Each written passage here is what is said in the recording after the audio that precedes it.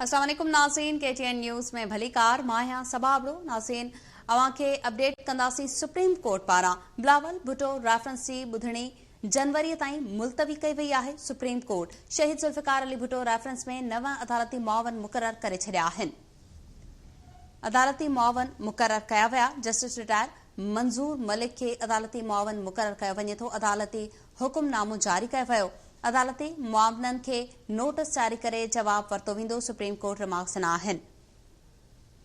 असां आइनी ऐं क्रिमिनल मामलनि ते माहिर मुआविन खे मुक़रर करे छॾियूं था। चीफ जस्टिस रिमार्क्स में चयो आहे सलाहुद्दीन ऐं फैसल सिद्दीकी बि अदालती मुआविन थी सघनि था। रेफरेंस सिधी रीत ॾेखारण ते बिलावल भुट्टो जी दरख़्वास्त गैर असराइती थी वई। अदालत रिमार्क्स न आहिनि। हुकुमनामे में ॼाणायो वियो त आर्टिकल 186 तहत सदारती रेफरेंस दाख़िल कयो वियो। आख़िरी भेरो रेफरेंस 2012 में ॿुधो वियो। बदकिस्मतीअ सां असांखे ॿीहर न ॿुधो वियो।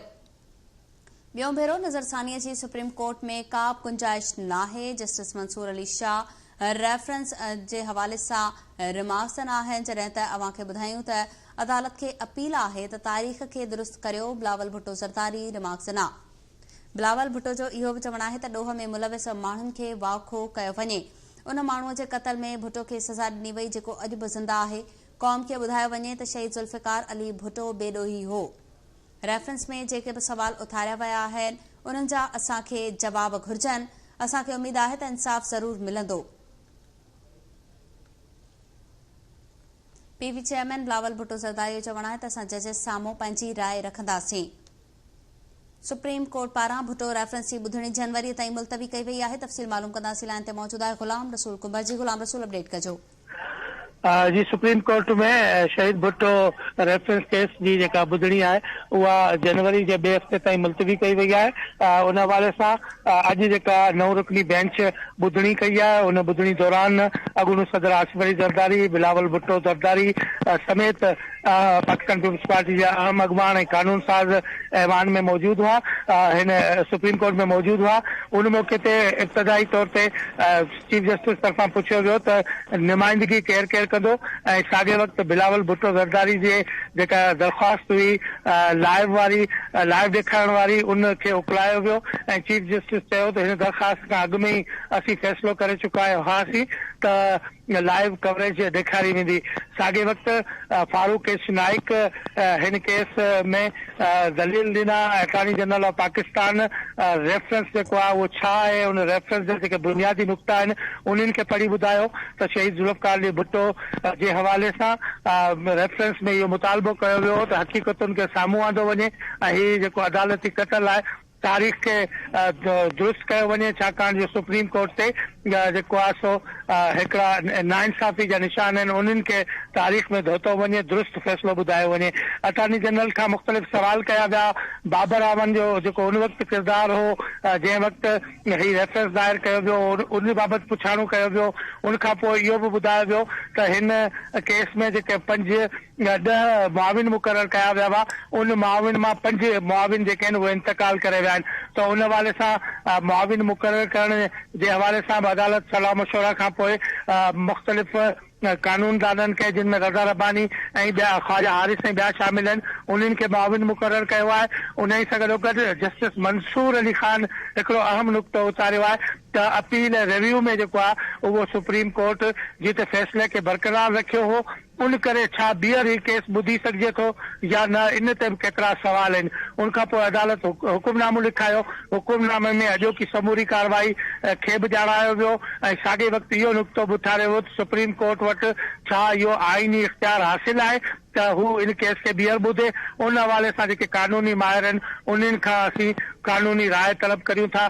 उनखां पोइ केस जी ॿुधणी जेका आहे उहा जनवरी जे ॿिए हफ़्ते ताईं मुलतवी कई वई। उनखां पोइ जीअं ई ॿुधणी ख़तमु थी त बिलावल भुट्टो ज़रदारी मीडिया सां गुफ़्तगू कई आहे। उन में संदसि इहो चवणु आहे त सुप्रीम कोर्ट जे मथे ते हिकिड़ो वॾो दाग़ लॻल आहे। शहीद भुट्टो वापसि नथो अची सघे पर तारीख़ जो जेको सम्त आहे उनखे जो तयन थियणु घुरिजे।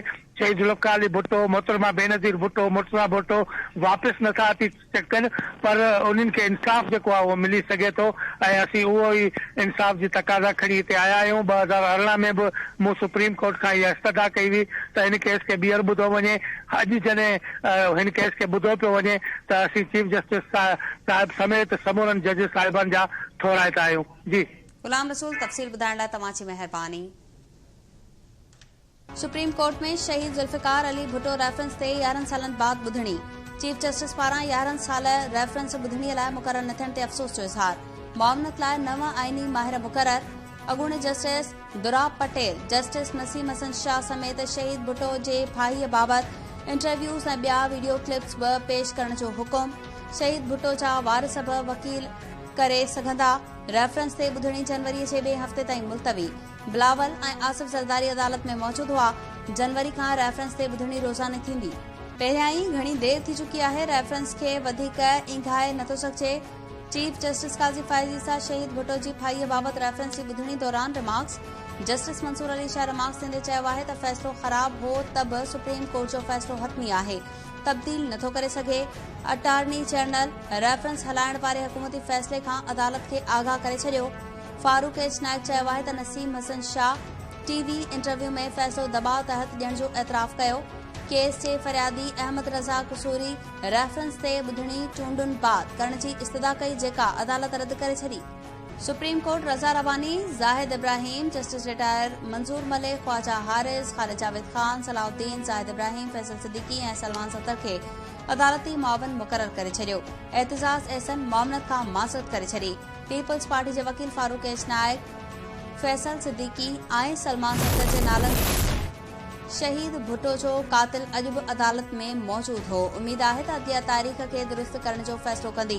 बिलावल भुट्टो ज़रदारी चयो आहे त अॼु बि अहिड़ियूं क़ुवतूं मौजूद आहिनि जेके तारीख़ी नाइंसाफ़ीअ ते अवाम खे इंसाफ़ नथियूं ॾियणु चाहिनि। रेफरेंस अदलिया लाइ इम्तिहान आहे। अहिड़ो फ़ैसिलो थियणु घुरिजे जंहिंसां सदाईअ लाइ नाइंसाफ़ीअ वारो दर बंदि थी वञे। बिलावल भुट्टो ज़रदारी मियां साहब, तेरी जानिसार, बशीर मेमण और राव अनवार जो नारो बि लॻायो। आसिफ ज़रदारी चयो त देर सां ई सही, शुक्र आहे रेफरेंस ॿुधणी लाइ मुक़रर थियो आहे।